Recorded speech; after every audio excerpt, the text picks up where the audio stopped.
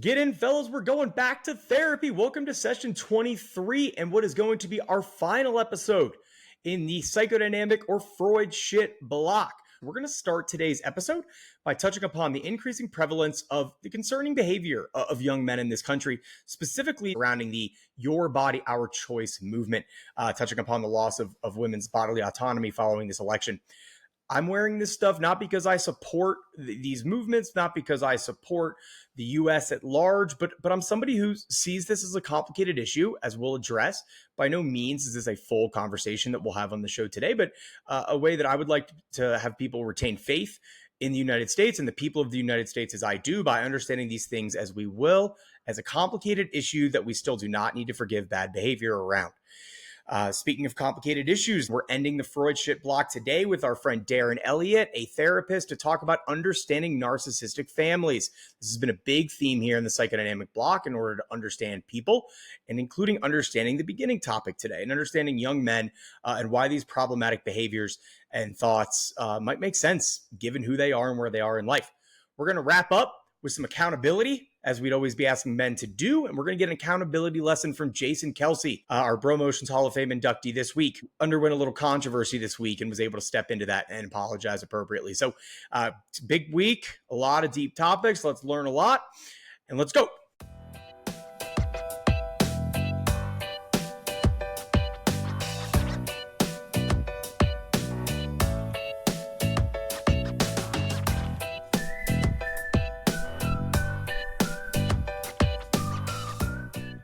As we start session 23, we said in the intro, we're going to touch on undoubtedly the most complicated topic that we've touched on so far in the Get In Fellas We're Going to Therapy timeline. And that is the increasing popularity of the Your Body, Our Choice movement since the end of the election last week. Otherwise known as the manosphere, the concern about the change and the publicity of toxic masculine themes to young men in this country has been no secret. This did not just happen with this election cycle. It has been increasing for well over a decade, just by my kind of third-party outlook. Our show, we want to remain apolitical, and yet we're getting to a point where these things that are getting politicized no longer involve the economy, no longer involve things that might seem political. And as we might understand that basically everything political also comes down to issues of rights, issues of ethics, issues of empathy and insight, and things that we're trying to teach the men in this audience here on the Getting Fellas podcast. Given that our goal is to introduce the world to kinder, gentler bros, when men at an alarmingly high rate in this country are doing the opposite, feels like it'd be a little empty-handed to not make sure we touch on this. So I want to start this by saying that we're going to look into focusing on incel culture, the radicalization of young men, and male culture in America as its own block down the line, as we look to touch on more detailed topics where I can have experts on, get women's opinions and other things to help make sure this is a balanced conversation. What have I seen this week? What do I think is worth touching upon is that it has been alarming what we've seen in the media, what we've seen on social media, this young male, mostly young Caucasian male-led phenomenon of telling women that this is your body and our choice. It's concerning. It's scary. You know, the women in my life, the women and the LGBT communities that I work with in my therapy practice, it's terrifying. People are really scared and people are terrified. I think if you're an audience member of this show, it should not be too far of a stretch to understand why. People are referencing shows like The Handmaid's Tale. They're talking about going back in time, cult phenomenon, taking the red pill from the Matrix. It's scary time to have a uterus in this country or honestly feel like your rights are threatened at all. I've been, trying to take in good information around this too when I touch upon this topic. And there's a really smart economics professor at NYU. He's Professor G. Scott Galloway on Instagram, and he was on Anderson Cooper this week, and he touched on this election in a way I think that resonated with me, which is this election was dictated by who can present a more aspirational vision of masculinity.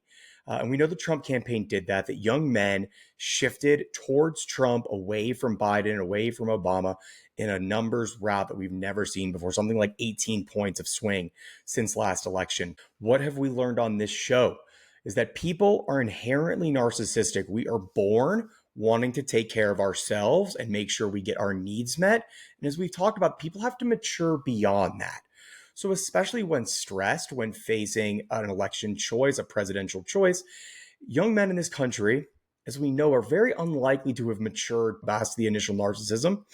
and most people in this country at large. It's a failure of the nation at large, not of individual people, that we do not arm young people with enough skills to understand that we are not the only one who has a say in this matter. We, as ourselves, other people's opinions matter. I want to share a video of Scott Galloway.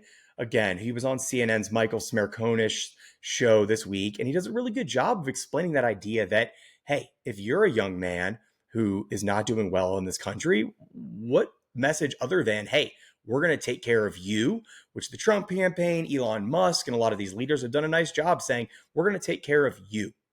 It's pretty hard, it's pretty easy to understand after watching this clip why that would appeal to people. Toward Trump in 24, that's a tectonic shift. And it all comes down, in my opinion, to the same thing. A 30-year-old man or woman isn't doing as well as his or her parents were at 30 for the first time in America's history. And if your son isn't in a relationship, can't afford to buy a home, is anxious, is depressed, are the rights of Palestinians, territorial sovereignty of Ukraine, or trans rights, does that even register on your screen? This was the testosterone podcast election. And so, given we are a podcast that is hosted by someone with testosterone floating around in their blood, right, it would be remiss for us not to make sure we touch upon this. And think about what Professor Galloway said there, an economics professor, not a psychologist. He's very smart about these things, as we like, that right there, he says, how could these other issues, these international issues, these human rights issues, hell, even, LGBT rights here in the States, how could that register to a cis straight male who is economically worse off than their parents were, who is feeling the squish, as we've said on this show, of men being asked to do better. And yet most of these men who have felt the appeal of the Trump campaign, of Elon Musk, and of other men like Andrew Tate and Nick Fuentes, we're going to see here in a minute, this appeals to them. I'm not saying it's good. I'm not saying it's healthy. In fact, it's abhorrent. This is disgusting. It's terrible. And I'm asking people to understand how and why this appeals to people. So I want to share some clips from some of those names you've seen. And this will be appalling if you've never seen Andrew Tate, if you've never seen Nick Fuentes. They rile people up on purpose. And it is what their belief is that men in that manosphere feeling it's men's rights, it's misogyny, they don't care. So get ready for your ears to hear some things that if you haven't heard, it's out there in the world. And the misogynistic trolls feel even more emboldened than ever before. I'm just a girl standing in front of the world asking for a president who isn't a rapist. Request denied. The feel when we control your bodies. Hey, bitch, we control your bodies. Guess what? Guys win again, okay? Men win again. And yes, we control your bodies. Hi, I'm your Republican congressman. Hi, I'm your Republican congressman. It's your body, my choice. Disgusting comments like that are going viral. They're setting the groundwork for a massive backlash. And what we can only hope is a massive backlash, right? There's nothing political about those kinds of comments. Andrew Tate's a world-class piece of shit, as is Nick Fuentes. And so there's something that our new producer, Dr. Christine Olding, a good friend of mine who's going to be helping out a lot here on the show, taught to me as we thought about the best way to present this information here on the podcast, called the paradox of tolerance. And that idea is that we in general look to tolerate other people, tolerate their opinions, tolerate their viewpoints until those people are no longer showing tolerance themselves. So in this first half of this spot here, I explained how this could appeal to men. How can we understand how they can get there, to making sure that we understand other people's viewpoints and building that empathy and insight. It does not mean we have to tolerate it. It does not mean it's okay, and that we should be expecting more from men in this country. So what is our role as KGBs? What is our role as bros, as men in this country trying to be kinder and gentler? First, and I've learned this firsthand since the election results, is that we need to be speaking less and listening more when discussing fears with the women and the LGBT members of the community, friends of ours, people in our lives. There's not much for us to say outside of, this is really scary. We hope it goes okay. I understand your concern. We're going to use our favorite word, validation, when speaking with the other people in our lives who've been impacted by this more than us as KGBs can say we've been. Of course we care. Of course it's important to us. And yet it's easy for us to not be as worked up about this, given the fact that our health and safety are not on the line as it is with women. The second thing we can do is we can call this kind of behavior out when we see it. Okay. There is nothing political. Again, thinking about the paradox of tolerance, we don't need to tolerate and be nice to people who are showing blatantly violent, misogynistic, racist kinds of behavior. There's nothing political. It's not lighthearted to talk about taking bodily autonomy away from women. It's not lighthearted to talk about slavery. It's not lighthearted to talk about violence in this country, as we know that boys will be boys view of masculinity very much green lights violence against women, something that we're not going to tolerate as we move forward and make sure we're setting a good example on this show. And most importantly, we're going to serve as healthy role models for young men that are within our sphere of control. When I started this show, people asked me why. And I said, hey, in the year 2024, young men are being constantly asked to do better in terms of their emotions. It is unfortunate what we're seeing is that those young men are being drawn to voices like Andrew Tate and Nick Fuentes because it speaks to them, because frankly, they don't know any better, because society as a whole has let them down and not taught them any better. Here on the Getting Fellas podcast, we're going to serve as young role models for these young men to make sure that we understand that masculinity should include being able to feel a full spectrum of emotions and talk about those things, admit when we need help, ask for help, tolerate the opinions and viewpoints of others, support all the people in our lives in terms of their safety, their rights, and most importantly, make sure that we're supporting our communities and helping keep a positive and healthy view towards the future. So narcissism is the bottom line here, guys, is that people don't know any different than what's outside of their own face. And we're going to transition to our interview this week that'll help us understand that a little better. I have on therapist Darren Elliot to help us understand what growing up in a family with narcissistic parents is like. I've also recommended the book Adult Children of Emotionally Immature Parents around the same topic, which can help us understand the viewpoints of somebody who has not yet matured enough to see the world outside of their own face. And so I hope we can learn a lot today. If you have questions, comments, concerns about how I went about this, feel free to reach out. It's not perfect. It's an imperfect topic that we're trying to remain balanced and as healthy upon as possible, while also making sure we emphasize that this is not okay.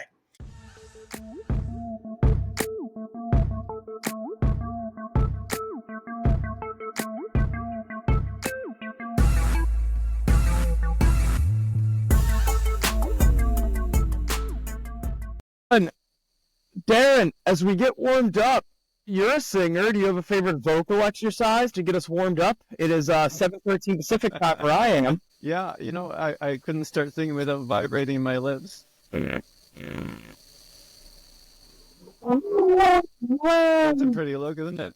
Well, Yeah, ladies and gentlemen, as it's 7:13 out in Portland where I am this week, thank you. We welcome Darren Elliot, who is a coach and therapist based out of Toronto, Canada. His mindful hobbies include singing, so that beautiful vocal warm-up we just heard, mindful walks, cycling, and a very close-knit social group, something that most of us men could work on for sure in terms of the intimacy of our relationships. And then he also likes going to the beach. Darren, my first question, there are beaches in Toronto?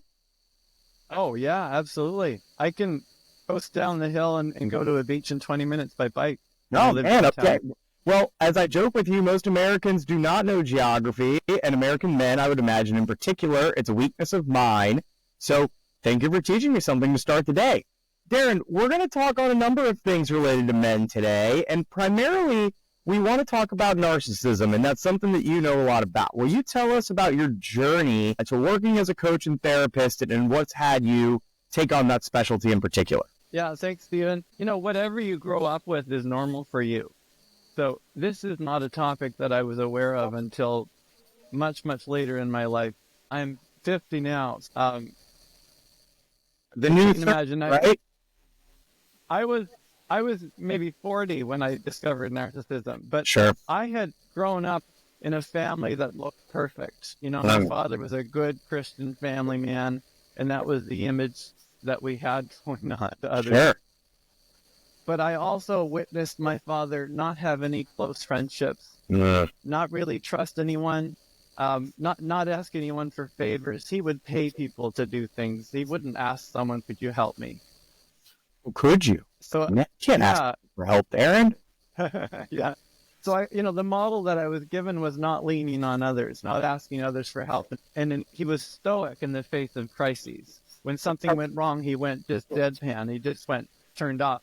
If my mom was upset, he would turn off. If she wanted to have any kind of meaningful conversation, he would turn off. So that was what I would learn eventually to understand is how he thought was to be a man, was to just turn off. What it meant for me as a sensitive kid in the family, I wasn't able to be the kid he wanted. Someone struggling with narcissism is not able to take the other person's point of view. Yeah. My father could not understand why I was not just a little athletic pre-engineer. He just couldn't get it. I was sensitive. I was musical. I was creative. All the things he was not.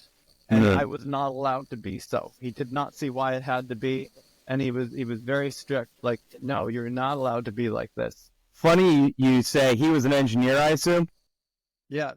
I like to talk about one of the main sources of pathology. I used to work in the eating disorder world, Darren, was an engineer father and an art teacher mother. And you pop those out, and the kid is more emotional and creative like you were. Well, we're on the fast track for problems in that sort of an environment that cannot provide consistent validation. So I'm hearing that was your experience, right? Mom may have been able to do that for you, but it was certainly flying in the face of dad's inability to validate you and your experience. Absolutely. And he needed all the validation for himself. Well, So he would suck up the validation from his kids. It's funny you say suck up because then we use the term deflated narcissist, right? Like they're blown up and then they get a hole poked and then they're all of a sudden tiny little balloons. Yeah. Because I was a sensitive one, I was not able to ignore my father's shift in energy when he was hiding it from others. And that's what went wrong for me between us. Because if you were able to keep his facade, then he kept his facade with you as well. And so if you thought he was a fantastic super guy, he was really going to be the fantastic super guy, baseball coach, amazing, But if you were the tyrant who's making you go to baseball camp and you hate baseball, and he's making you go to soccer camp and you hate soccer, and in fact, you're having angina attacks because you got heart surgery and you shouldn't be doing it anyway, but he doesn't care. Yeah. So if you're experiencing that side of your father, you're having a different experience than what the perfect shiny reflection is on the outside. Yeah. But I didn't know that what was going on for me wasn't anything but normal. It was just all normal, except that I had no identity. I did end up enrolling in engineering. He bullied me into it. He shamed me for singing secretly. I wasn't allowed to sing until I was a teenager. And then my mom saw her depressed son who had no hobbies and no friends. And it was like, I was pushed in with people I didn't have anything in common with and pushed into hobbies I didn't enjoy. Yeah. Especially as a teenager, that's so hard as you search your identity. That's really a tough time. And I'm glad mom noticed that and supported. And, she did the best she could, but she was an abused woman and didn't know it as well. Right. And that's also what goes on in those kind of situations where she wasn't supported emotionally ever. It's funny, Darren, you say you didn't know that it wasn't normal. Of course, we only know what our experiences are. Bandura development model of we only know what we know and what we've seen. And Darren, I'd argue that in some ways that is a normal construct. Well, I mean, normal, what's the word normal mean? But a pretty high clip, at least in the States. Pretty common construct. Pretty common. Yeah. I finally did sing, and when it turned out I had a big voice, people gave me praise. When my father heard praise, he changed and decided, it's good that Darren sings. And then he would get it from his dad. And he liked to soak up the praise, but he would say, did you hear Darren sing? And he'd say something good about me. And then he'd turn around to me and immediately say, don't let it get to your head. I'm just being supportive. You're not all that. You're not very good. Don't be a show off. Stop making people listen to you sing. And then he was two totally different people to me because he did not want me to go down the music route. I could not go down that. He went as far as to talk to my music teacher in elementary to make sure that, she knew I was not to be interested in music. And she was mean to me. She was mean. Yeah. He really just tried to control me. My sense of identity was so weak. Mm-hmm. And it still is, frankly. Yeah, I mean, it's old wounds. To not be able to identify with myself. Mm-hmm. I still get surprised when I see myself on a podcast Yeah. Because I don't identify myself as someone who's, knows something about something that people listen to. We are a video podcast, Darren. That's going to be called exposure work for you, my friend, as you know. Yes. So I have a lot of my friends who are like, I can't listen to the episode that I'm on. And it's like, this is exposures. Life is one big exposure. We cannot, as we say on this pod, Darren, avoidance is a dirty word. So maybe you and I will co-watch this together virtually from Colorado to Canada, and we can provide some support. Yeah. I only woke up to it when I recreated my relationship and my romantic relationship. And it was at the end of the romantic relationship when I was absolutely broken because I'd been devalued and discarded from 1 minute to the next minute. Yeah. It was picking up those pieces that is like, what is going on? And my family was like, it was just a breakup. And like, no, this was different. This was like, it was so devastating to be, the discard, the complete on-off switch. That was when I discovered what it was I was dealing with. And as I looked into narcissism, I started to see my own family, and I started to see the patterns I had adapted to in my family. And I was like, oh my goodness. And now I've had a partner who's the very same, who had the same split, and I didn't see it. I didn't see it. I was so in love. I thought we were soulmates, It ripped my heart out, and it's what ended up becoming a therapist in the end, was dealing with the journey to try to get on my feet and recognize what had happened my whole life, in fact. What age was that? 40-ish. That was when the breakup, and you went back, I guess, back to school at that point? Yeah. It's awesome. It was about 10 years ago. Mm-hmm. I have a lot of people in my life who, it's great as mental health continues to expand. We know resources, of course, fall short of what we need, and people kind of opening their eyes to this. And a lot of people who I know change careers into try to become a psychiatrist, a psychologist, a therapist, a counselor, and it's really nice. I get those calls from people all the time that want to talk about it. And Darren, it seems like it's been really fulfilling for you. Oh my gosh. Yeah. And, the thing is, all my family had gone to therapy and no one had understood what was going wrong. And things went wrong and wrong and wrong and wrong and wrong, and people did not understand. I myself, in my narcissistic family system where I don't get seen and understood as myself, instead I get seen as less than myself. Instead of I get judged as being evil, for example.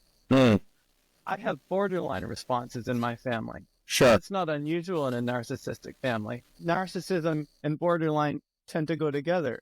My favorite book to recommend, Darren, I assume this is something you've seen before, when I have a patient or any of my friends who are like telling the story you're telling, I'm like, hey, so common that there's a lot of books on this topic, So you are explaining the borderline responses and we've been fortunate enough to be able to talk on defense mechanisms and personality as it relates to the different personality constructs. If you're misunderstood and misunderstood and misunderstood as a kid in your experience, for example, for me, like to get more and more upset, and because there's no one there, there's no caregiver helping you to regulate your emotions and to understand your experience. Instead of they're making it worse and they're making it worse and they're making it worse.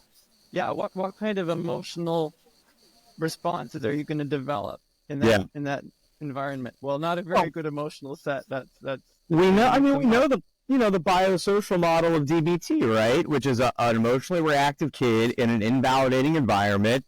Creates this instability, who am I? What are my emotions? Can I trust them? Can I not? Yeah, I mean, when you talk about emotional regulation too, I want to point out compassion is one of the good muscles for that, because compassion helps us to stay in our regulated state. Oh yeah. When we're able to recognize that they deserve the better version of ourselves.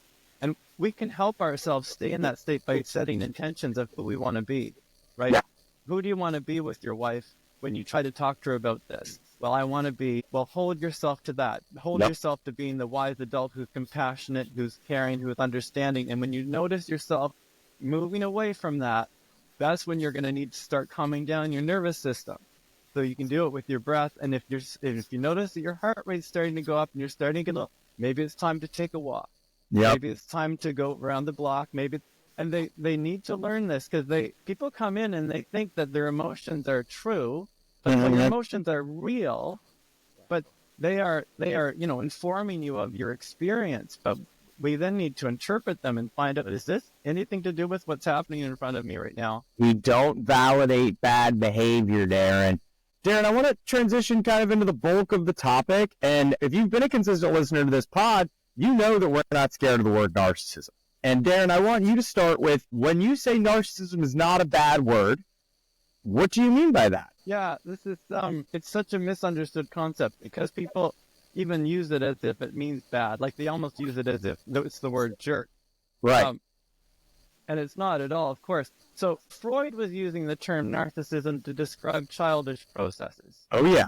And that's what he was talking about at that time. He was just describing the processes of children, how the world, we come out of the womb and with our little eyes and our little ears, and all we know is what we see around us, and that creates our world. The world revolves around us. At the beginning, we don't know it doesn't. And we're focused on our own needs, and we don't have really an awareness of the other's needs yet. So these are necessary narcissistic processes. We over-identify with our thoughts. We think they're true. Your caregivers, right? Good or bad, right? Splitting of your caregivers is the original, defense, the most, innate defense. Polarized responses. Yes, it's either good or it's bad. It's either safe or it's dangerous. No in between. And that's the split response so these are childish processes that don't get grown up out of. Because you can imagine that these are narcissistic processes. Turning tables, it's not my fault, it's your fault. I didn't do it. And literally not thinking about the fact, just able to double down and deflect and turn the table. I'm okay talking about this, Darren, right? Because those are all things that we know that kids do. We start out with these traits, especially narcissism, where we all start this way, and you actually have to mature out of it, as you implied, right, with your development. And so I just think even that idea blows people's minds, because I think people assume that if we have some of our classical narcissists, people who think they're the greatest, we already talked about the idea that they need other people to blow up their balloon, and then if they get poked, then they're deflated narcissists, which means somebody's wanted to divorce them or got them fired from a job, so then they lose all their external validation. And so that is something that is within us all, unless you have good supportive parents, some kind of environment, learning like you've had to do, myself, where I've had to go to a shit ton of therapy, as everyone in this audience knows. And so just even that core concept, guys, if you're taking one thing away today, it's that the traits we're talking about is how we start. And it implies that we've matured beyond it to lose that stuff. So I just want, people to think about it that way, because the other way would have us feel pretty bad about ourselves if we're struggling with this. Like, oh, this is something I've developed. It's like, no. The opposite. You just haven't developed out of it. Right. It's a necessary process, right? And children need to be allowed to be narcissistic and gently coached in developing traits like empathy, and gently coached in how to deal with their anger and not to blame someone else for their anger, but to recognize anger as an emotion inside of them. But so that validation is needed for them, right? It's how they know they're okay. It's how they know they're good, right? They're like, Mommy, look. And then Mommy's like, oh, good job. You're doing well. If Mommy doesn't care and she's looking at her phone and she's like, look, Mommy, kids do need validation. Don't be like, oh, don't be a narcissist to your child. Your child needs to know if they're doing good or not. Like that's real. But, we have the baby boomers who were raised with shame. Yeah. Like, you should be ashamed of yourself. Now go into your room and think about what you did, and don't come and then they sit in shame. I'm so bad. The baby boomers then did anti-shame with the next generation. We need validation, but we need accurate validation. Right. We also need to know it wasn't quite good enough, but good that you tried, but the parents who overdid it. So two things happens. One comes, the kid who didn't get validated now is addicted to validation because they just have this empty hole and they need you to fill it.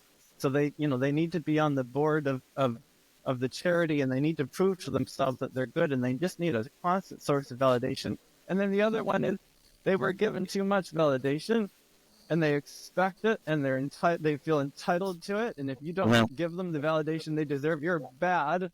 Right. You're bad, Mommy. Actually, as this younger generation comes up, I see a lot of, this Gen Z learning these terms and then kind of firing back at their parents of like, you need to be able to do things.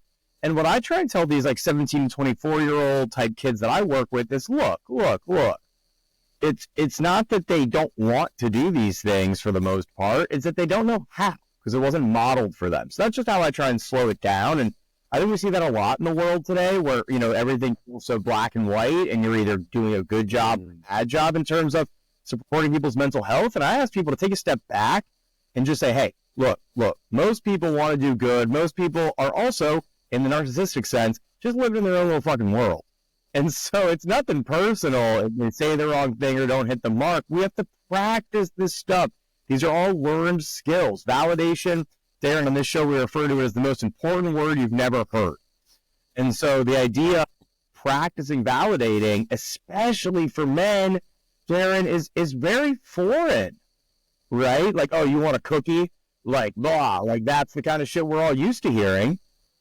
Yeah, I mean, men should be validating other men, right? Oh, yeah. It's like, oh, good job on that, Like, it's 2024, Darren, we gas up our bros. It's what we got to do. Yeah, we humans, we really are pack animals, and we are meant to build each other up. And yeah. We sort of gotten afraid of it a little bit. Yeah. Darren, I'm wondering from your thought, can you help us describe what the inner world of somebody that we would describe as narcissistic? Guys, we've already established that this word does not mean bad. It means that we have growing and learning to do. So I want to talk with Darren about what that world would be like and how we can move out of it. Yeah, so really the main thing going wrong for someone who's struggling with narcissism is that they don't have anyone in their inner circle, like in their true inner circle with them. Because as a human pack animal, we did not evolve alone. Sure. We cannot be alone as a human. We go insane, in fact. There's a good movie with Tom Hanks called Castaway, where Tom Hanks is a guy on an island, and he ends up making his ball into his best friend. I was ready to fire the line out, Darren. Come on. We lose our mind when we don't reflect what's happening for us to others. Yeah. That's how, that's why children, they learn who they are by being mirrored. That's why they need validation. I know who I am because of how you treat me. If you treat me like gold, I feel like I'm special. If you treat me like garbage, I feel like I'm worthless. So first of all, there's no one in that inner circle sharing their reality. So that reality can lose touch with reality. It does lose touch with reality. So they end up having their own reality over here, essentially. And it creates a me versus you feeling.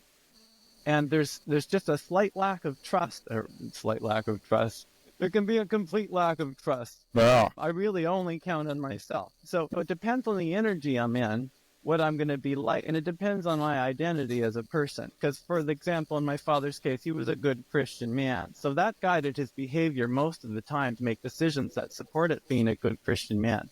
But when he made decisions that were not like that, he was able to almost forget them, to feel like it never happened, to absolutely deny them. So he was able to keep that self-image even when he went wrong with it.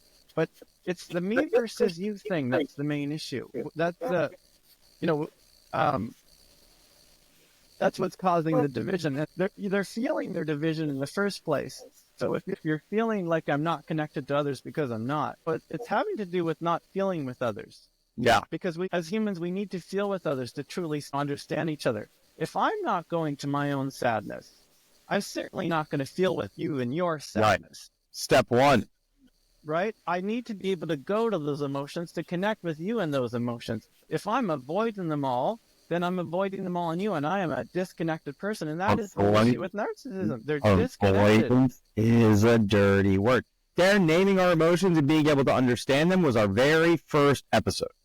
And so, like you're saying, this is, well, first we introduced the concept of therapy and we got people on board, but the first learning episode we did was understanding how to name our emotions as the most important part of step one of any of these processes that people want. And I start with sensations. Yeah, like the physical feelings. To emotions first. Yeah. CBT step, day one stuff, right? And we've gone through things pretty quickly on this podcast, but I want to, make sure to remind everybody that you can go on our link tree and find worksheets and examples, of ways you can practice all this stuff. So we talked about the feelings wheel a whole lot. Darren, I've talked with personality, the idea of we have a set point, okay? And so we're back on the Freudian sense of personality structure. Normal, neurotic, normal. Who got so lucky to be normal? Neurotic, borderline, and psychotic. So guys, let's flash back to that. Darren is talking about people who are way far over in their narcissistic structure, probably between that borderline and psychotic level of organization. And Darren, I want to give people hope. If this is something you think you struggle with, or your partner struggles with, or a family member struggles with, how do we move people over on their set point? I like to remind people it's our personality, it's our climate, and it can move. We can move our set point with hard work. Yeah, so we're talking about the emotions and being in touch with them. So dysregulation is a big part of the narcissist experience. So learning to regulate emotions is a big part of the healing as well. But this is relational. They need to be, they will not heal individualistic. They go into individualistic therapy and they feel great by themselves. They can learn skills to be, and they're still a narcissist. They need to be able to heal through relationship, and all the relationships having deeper connection. They're starting to, they start to develop a recognition of when their nervous system is starting to activate, because a narcissist has two really distinct sides to them. If they're abusive, they can join you in a positive energy, but they require validation, and they require your energy to stay in that energy. If they don't have that positive energy, they get sucked into their own negative energy, and one of two things happens. They either pretend they're not in that energy, and they're experiencing contempt and blame and anger, but pretending not to, or they actually get abusive and verbally abusive, and they devalue you, and they actively devalue you, and that's when they're mean and contemptive. So they learn. I was just going to say, denial and projection, guys. We've learned this stuff. These are those immature, primitive defense mechanisms that Darren's talking about. Yep, just like they're like stuff you would do as a toddler. Yeah. So they learn to recognize that they have these two sides, and they learn to recognize, when it is that they're starting to get triggered into this. And they recognize that my heart rate's starting to go up. I'm starting to get hot. They can recognize that this transition's about to happen, to learn to interrupt it. But when it happens anyway, because they have a perceived criticism, for example, they came home and their wife wasn't as friendly as she could have been, and they were like, wait, what's wrong? And like, they didn't like the mirror they were shown. Yeah. Their partner's not allowed to have a bad mood. They made it about themselves. Like, oh, she looked at me in a mean way, and then they get triggered into an angry place. We build bridges back to reality. They're lacking object constancy. They're not able to hold these two ideas at the same time, but they learn to. They learn to bring these two ideas together.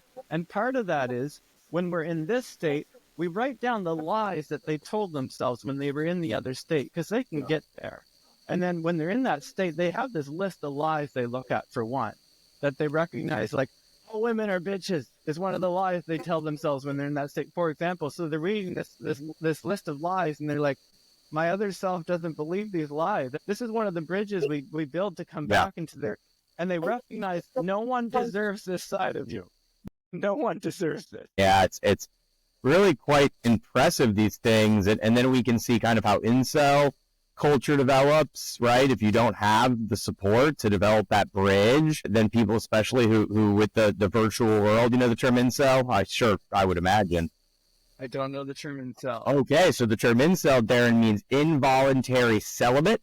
And so this is this group of men. It's very popular here in America, especially as people get locked into the virtual world and don't have a lot of experiences outside of that. So it's a lot of people, a lot of men. It's men who have a lot of anger towards women because they usually have some sort of like Madonna mommy complex about women, where it's like they are supposed to be something and then they're not. And so women are always disappointing them, but also in the sense of like, why don't women love me? I treat them well or whatever. But usually it's because you're also kind of a dick and a narcissist in a way that it's all about you, and why aren't women doing these things for you? And so it's gotten pretty, it's pretty crappy, unfortunately, for these men, because, it's actually a great transition, is these aren't guys who see the problem enough to come and get treatment. And if they do, they're rarely there for more than a little bit of time. So what's been your experience, Darren, with people who really struggle with narcissism and the difficulty getting them into treatment and getting it to stick? Yeah, what you're describing, I've heard it with the nickname basement narcissist. Yeah, totally. People in their mom's basements. Yes, exactly. Yes. Yeah, it's their world needs to be collapsing before they become aware. That's the problem with it. Everything needs to be going wrong, and someone needs to even be able to point it out. This is what I think is happening for you. But the thing is, if someone thinks they might be a narcissist, they type it in. It's just like all hate and what you get there. there's not a lot of hope and recognition of it. It's it's a natural human experience you're having. The first thing we do in therapy is stop you from abusing others. But to recognize that you are abusive towards others and that you are self-focused, right? It's difficult. When I talk to someone, I'm sort of guessing what's happening inside them. And with guesses, they're able to open up a little bit by the guesses first, and then it's like, okay, you're able to see me, and then they're able to open up a bit. But the antidote for narcissism is to be able to connect with others meaningfully and deeply, and not be isolated in your emotions. Yeah. Truly, but when you've repressed them for a long time, there's too much to go to, and now it's real that you can't go to them. You have this storehouse, and when you go to an emotion that's similar to these emotions, they go poof.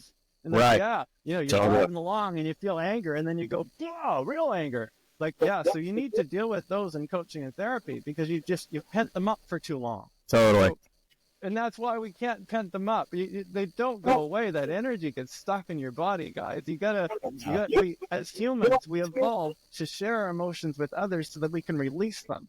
Yeah. And we did not evolve to release them by ourselves. Important. And people learn to do it in church, but we need to do it with others. Like, we're meant to do it with our loved ones. And if you're not doing it with your wife, she's alone emotionally too.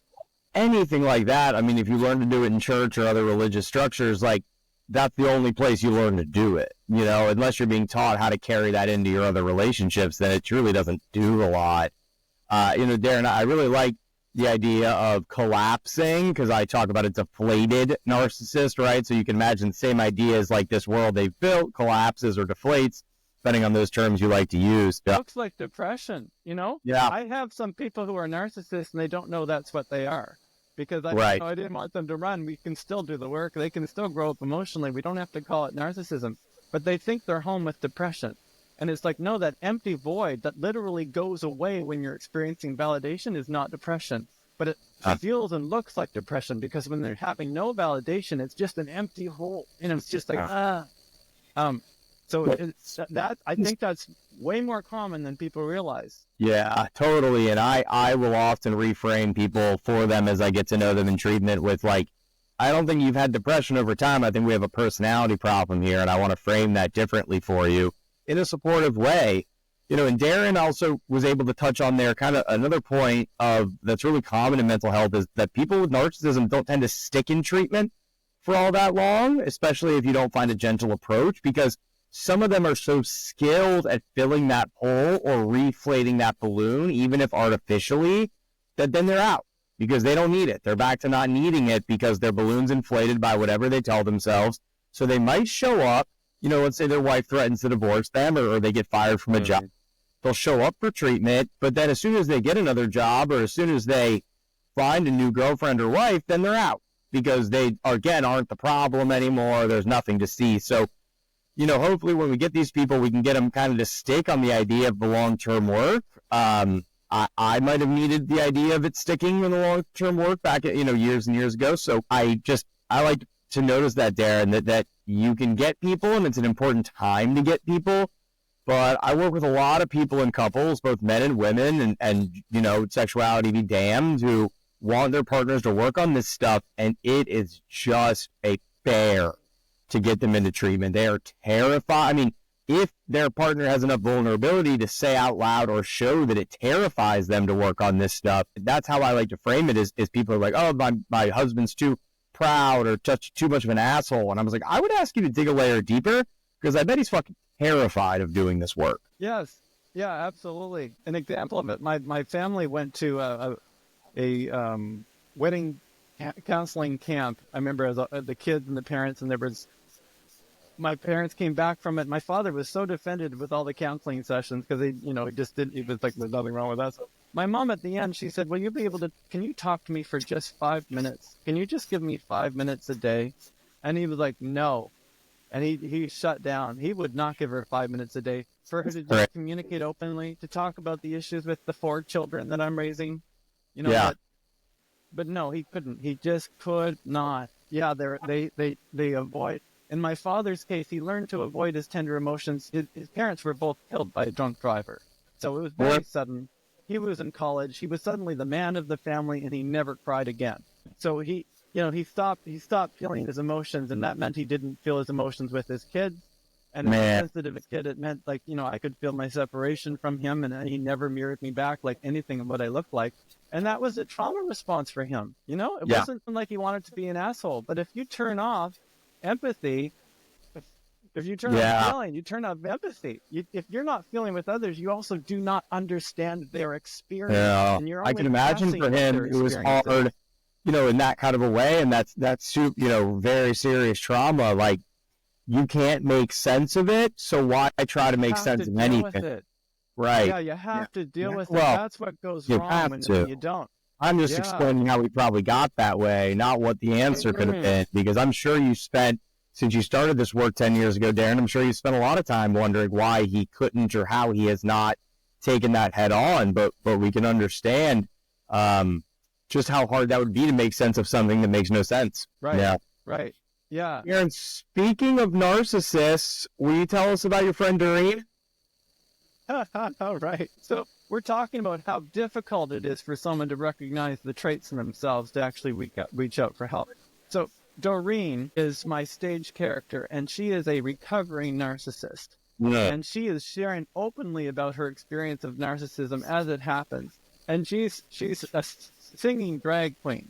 And she has a double message. She has a message as a pack animal that we're just all a bunch of pack animals, and the belief that people don't belong is bahooky. We're just all animals. My God, yeah, it is. It's just silly. Well, where's the term bahooky come from? That's what I'm arty, but mahooky or bahooky, yeah. That must be a Canadian thing, Darren. That's a Canadian thing.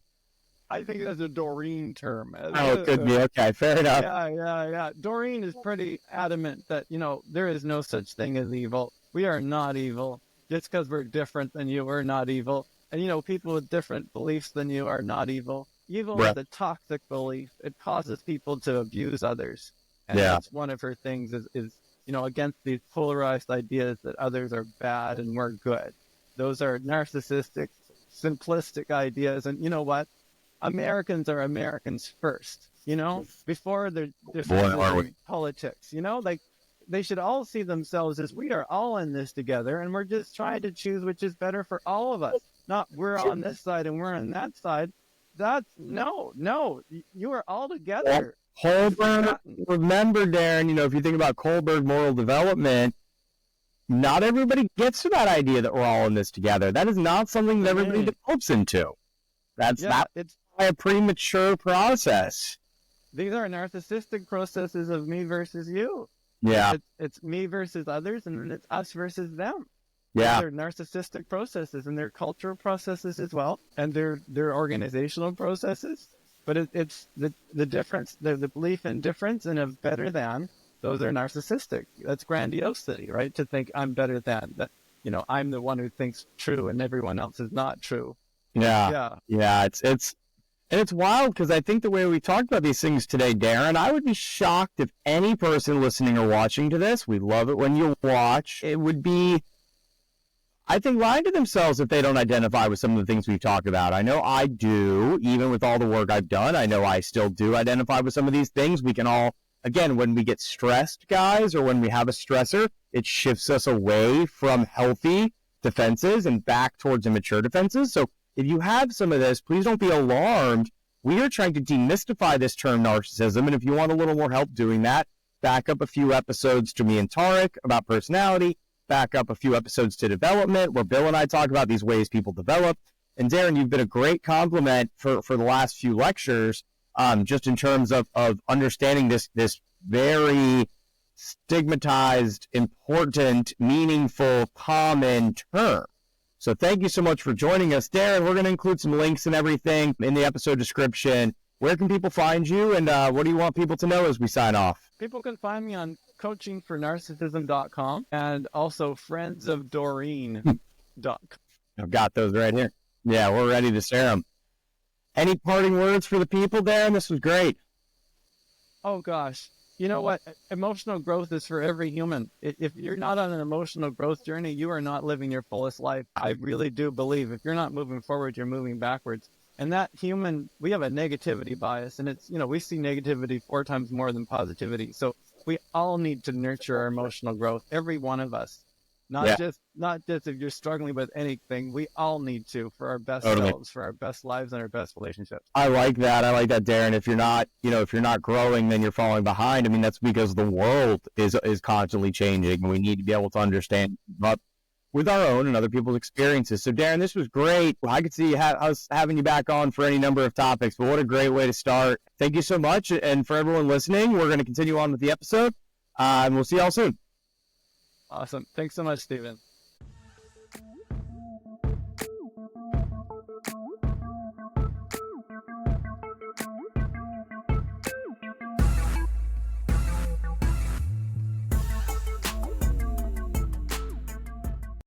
For the Bromotions Hall of Fame this week, had to bust out some University of Cincinnati gear to rep the hometown and alma mater of my parents, to introduce and induct UC alumni and NFL retired player Jason Kelce. Born November 5th, 1987 in Cleveland Heights High School, was in my graduating class. And if it sounds familiar, that's because my good buddy Chef Max, who's appeared on an episode, was pals with Jason. Being in the marching bands and together was undoubtedly Chef Max's most impressive athletic achievement. So people know Jason. What you might not have known is that he played running back and linebacker when he walked on to the University of Cincinnati, transitioned to fullback, and then moved to center, where he became, good enough to end up getting drafted by the Eagles, where he spent his whole career. As a fellow center in high school, Jason, that's where they put the smart guys. Shout out, baby boy. So Jason, since he retired, has a reputation as an all-around great dude. He got on ESPN Monday Night Football right away. He's well-spoken. He's thoughtful, an easy guy to induct into the Bromotions Hall of Fame all alone. We'll forget about the part where he and Travis have this little side piece podcast that's competing with ours, but maybe a collaboration episode someday. Jason has a really good reputation of his work in the community. He founded the B Philly Foundation in 2022, which has an emphasis on increasing resources for inner city youth in Philadelphia. And he's a consistent supporter of the Eagles Autism Foundation through his time in Philadelphia and even after he's retired. So why Jason this week? Why now? There was a controversy a few weeks ago at Penn State's campus where a guy holding his cell phone right in Jason's face, screaming homophobic slurs at him regarding Travis dating Taylor Swift. I don't know, fellas. Is it gay to date a hot fucking superstar pop singer? I don't know. But apparently this guy's got it all kinds of backwards. So understandably, this guy's in Jason's personal space. He makes maybe what isn't his best move and takes the phone out of this guy's hand, slams it on the ground, and then returns that insult into his face. Who's the F word now? I think most people, when they look at this, think, okay, we understand what getting your personal space violated looks like. We understand what having somebody screaming at you about your brother in your face might do to you. But what I really respect out of Jason is he went on a national television and took accountability for how he behaved in what became a national media story. We'll go to that clip now. Stuff on your mind, and I want to give you the floor to say what's on your mind. Yeah. Listen, I think everybody's seen on social media everything that took place this week. Mm-hmm. That's what I'm not happy with anything that took place. I'm not proud of it. And, in a heated moment, I chose to greet hate with hate. And I just don't think that that's a productive thing. I really don't. I don't think that, it leads to discourse and it's the right way to go about things. And in that moment, I fell down to a level that I shouldn't have. So I think the bottom line is, I want to live my life. I try to live my life by the golden rule. That's what I've always been taught. I try to treat people with common decency and respect, and I'm going to keep doing that moving forward. Even though I fell short this week, I'm going to do that moving forward and continue to do that. So what did Jason do there that impressed us? He took accountability for his actions. Obviously, it's easy when we're stressed, when we're facing public backlash, to revert into that guy was a jerk. Of course I did what I did.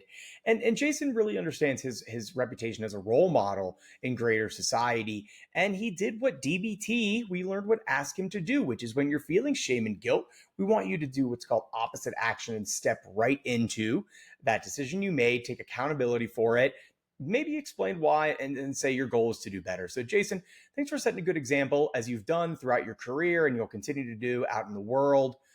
We'll come back and wrap up with our takeaways.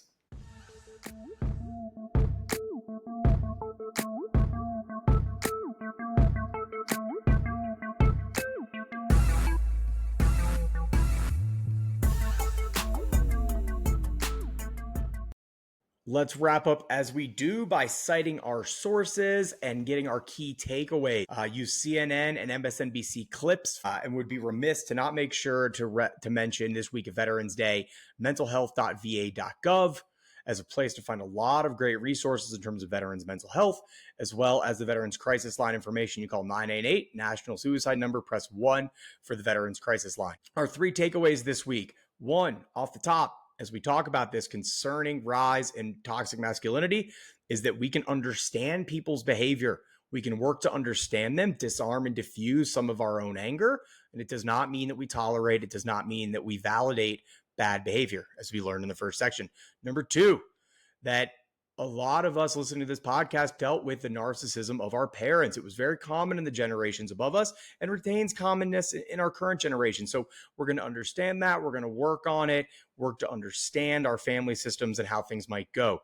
Really good book recommendation. Again, Adult Children of Emotionally Immature Parents, which I'd really recommend anybody in the audience read to help understand their own upbringing in terms of how their parents behaved.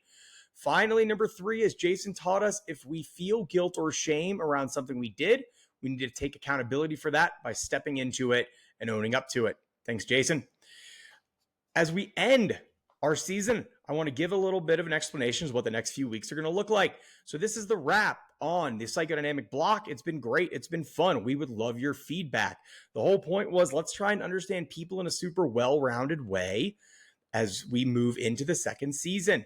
We're going to have an episode next week where me, Richie, and Mike talk about the concept of what is mental health, some of the tenets that we've learned from a great psychologist, Nancy McWilliams, and talking overall good conversation about what's mental health, what have we all had to work on, and how's that shown up for us. The week following, we're going to introduce season 2, which instead of being about therapy or about therapy concepts, is going to be about stuff out in the world, what we can learn and how we can take the information we've learned so far and better understand topics specifically. This first block is going to be about addiction. Understanding addiction, the science, the experience of both clinicians and people who've gone through addiction treatment. A lot of learning and a very common topic for people out in our world. Following that, we're going to do neurodivergence, ADHD, dyslexia, autism, understanding all that stuff. So again, really applicable stuff. And following that, we're going to do novel or biologic treatments. So we're going to talk about psychedelics, ketamine, ECT, psych meds in general. So get ready for a lot of learning over the next few months. And if there's anything that you would like to hear about or learn about, feel free to reach out on the Instagram page or the getinfellaspod@gmail.com. Great season, y'all. Look forward to the next few weeks. Let's try and be kinder and gentler. See you next week.